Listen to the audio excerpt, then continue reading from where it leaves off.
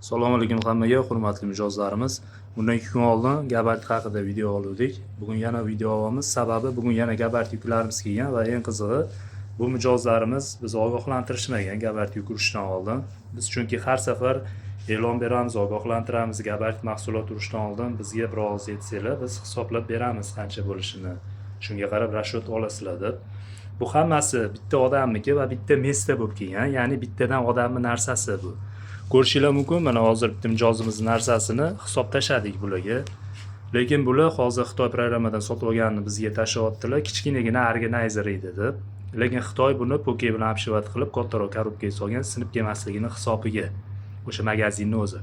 Shuning uchun Xitoyda narsa sotayotganlarda gabarit bo'lishiga shubha qilsanglar, pastroqga tushsanglar, kommentariy o'tib joylarida realniy rasmlari ham bo'ladi. Bu narsa gabarit bo'lib keladimi, yo'qmi? Shuni hisobga olishinglarni so'ragan bo'lardik. Va yana bitta narsa, mana bunimiz mashina poligimiz, o'zi juda ham katta, lekin yengil bo'lib kelgan. Buni kilosi $10,5 dan ham ancha oshiqqa tushgan.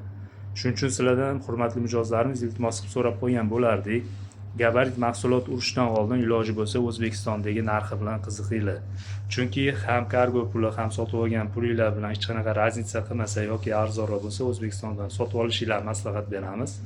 Shunda vaqtinglarni ham, pulinglarni ham tejagan bo'lasizlar. Hammaga rahmat, sog' bo'linglar, salomat bo'linglar.